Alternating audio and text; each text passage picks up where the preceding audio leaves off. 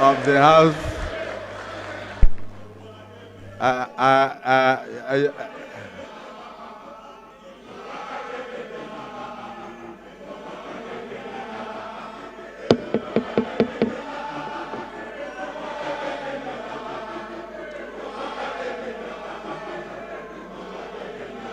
Thank you, thank you, thank you. If you look around you, you'll notice that the senators are a bit quiet. The reason is that in the red chambers, we don't clap, we don't sing.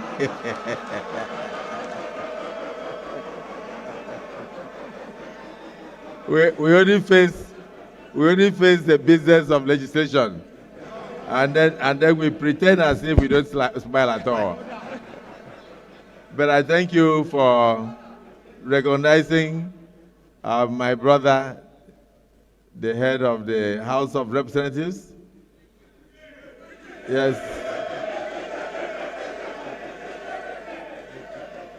Right Honorable Tajuddin Abbas, PhD, Professor, GCON.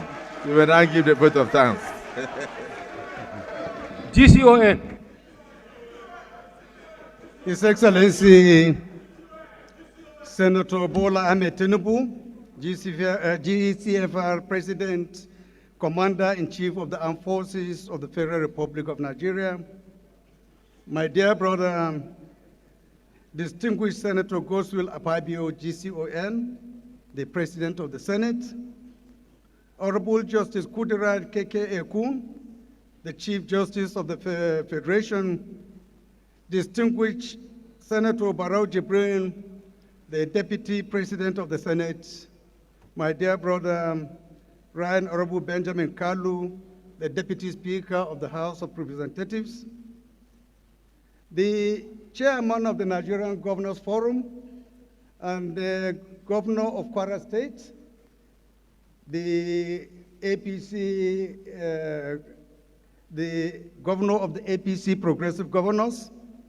other governors present here, principal officers of the Senate and the House of Representatives, Excellencies, former presiding officers of the National Assembly, distinguished senators and honorable members of the House of Representatives, distinguished Senator George Akume, Secretary to the Government of the Federation, Right Honorable Femi Bajabiamila, the Chief of Staff to the President,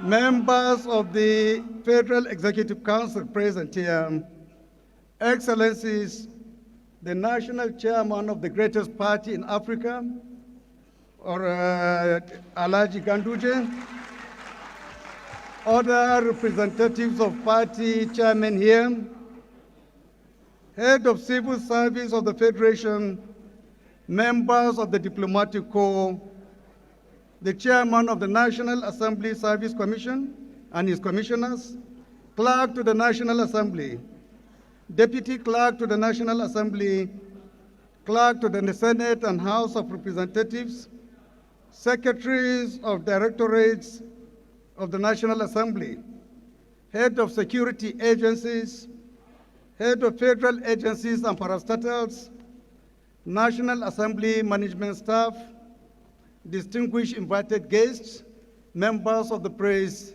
distinguished ladies and gentlemen. On behalf of the House of Representatives and the entire National Assembly, I extend our deepest gratitude to His Excellency President Bola Ahmed Tinubu, GCFR, for presenting the 2025 appropriation bill to this joint session. Today's presentation fulfills a fundamental constitutional mandate and reflects a vision and steadfast commitment to addressing the needs and aspirations of all Nigerians. Over the past 18 months, your administration has taken bold and decisive steps to reform our economy. The removal of fuel subsidy, unification of foreign exchange rates, and introduction of innovative economic policies have laid a solid foundation for sustainable growth and development. While these reforms have demanded short-term sacrifices, they are acts of courage and patriotism. History teaches us that transformative progress often begins with difficult decisions.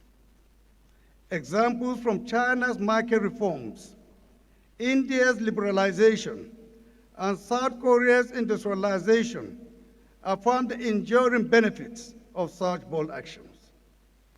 These lessons inspire confidence that Nigeria's ongoing reforms will foster economic growth, reduce poverty, and ensure long-term prosperity for everyone. Mr. President, your administration's reforms have disrupted the status quo, sparking resistance from vested interests. Yet these courageous measures underscore your resolve to prioritize the welfare of Nigerians.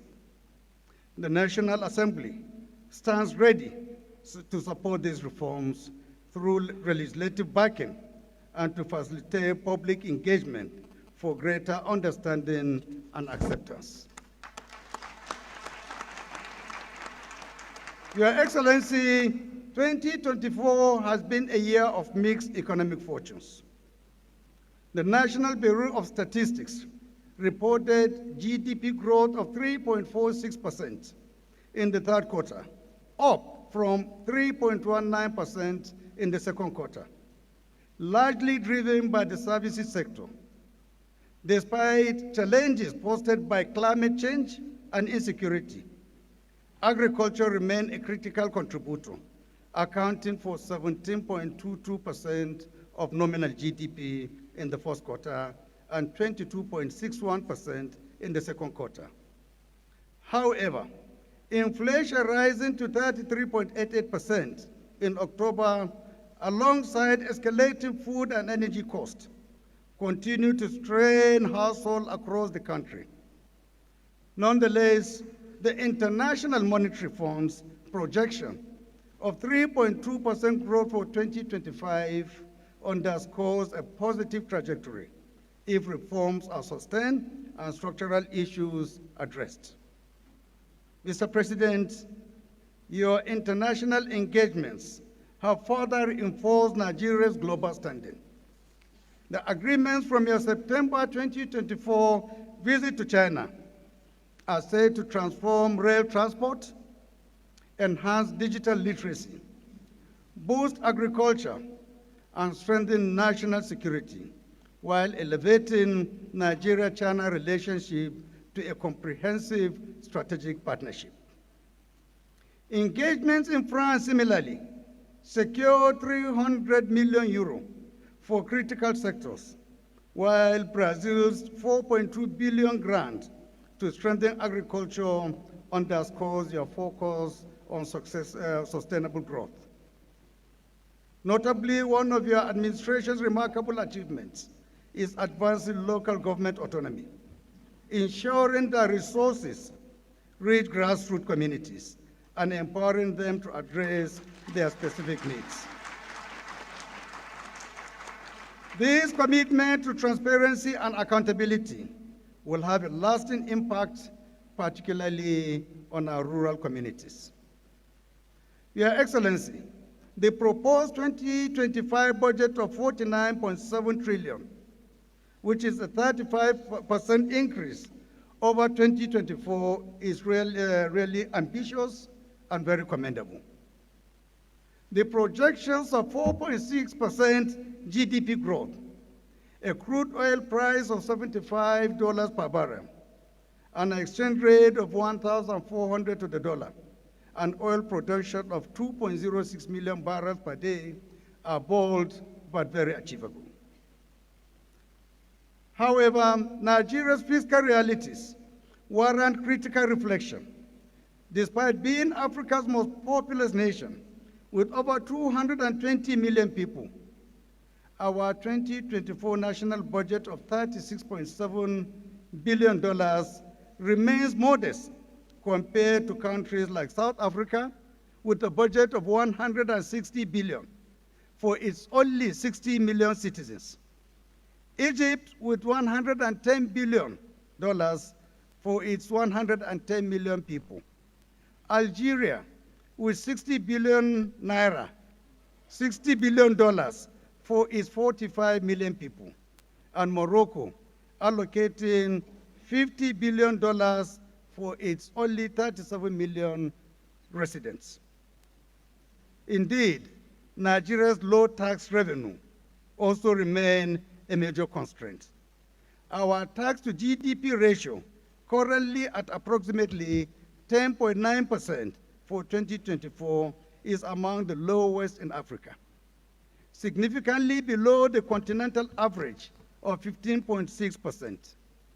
In comparison, South Africa's tax to GDP ratio stands at 25.4%, while Rwanda and Ghana, with more smaller populations, report ratios of 15.1% and 14.1% respectively. Even our VAT collection efficiency at approximately 20% is notably below the near 70% efficiency achieved by South Africa, Equatorial Guinea, and Zambia. Mr. President, addressing these challenges requires urgent and comprehensive tax reforms to broaden our tax base, improve compliance, streamline administration, and reduce reliance on borrowing. The National Assembly will continue to work with the administration to ensure that such reforms are equitable, effective, and considerate of the needs of vulnerable populations. To this end, we have engaged stakeholders to address concerns raised on the tax reform bills, fostering trust and cooperation. I have personally led numerous high-level meetings and consultations with state governors and other key stakeholders on this issue, achieving very, very positive outcomes. Your Excellency, distinguished colleagues, ladies and gentlemen, as we approach 2025, we must embrace the realities before us with determination. Stabilizing prices, boosting agricultural productivity, expanding infrastructure, and investing in education, healthcare, and security, which remain our paramount priority. To strengthen national unity and build trust, it is essential for the government to communicate its achievements effectively to the Nigerian people. Mr. President, let me assure you that the National Assembly is fully committed to supporting the successful implementation of the 2025 budget. This is not merely your budget. It is a national project requiring collaboration across all arms of government. We will work to ensure its timely passage, provide legislative support for critical reforms, and conduct robust oversight to guarantee transparency and efficiency in its execution. Mr. President, fellow colleagues, let us take a moment to recognize and honor the profound sacrifices made by each and every Nigerian over the past year. The removal of fuel subsidies, rising inflation, and adjustment to economic policies have created challenges. Yet, these sacrifices are necessary for building a stronger, self-reliant, and prosperous Nigeria. I call on all Nigerians to remain resilient and united in our collective pursuit of a brighter and better Nigeria. In conclusion, Mr. President, thank you for your visionary leadership and unwavering commitment to Nigeria's progress. The 2025 budget represents a crucial step towards economic recovery and sustainable development. I'm confident your reforms will soon deliver tangible benefits for all Nigerians. Thank you, and may God bless the Federal Republic of Nigeria.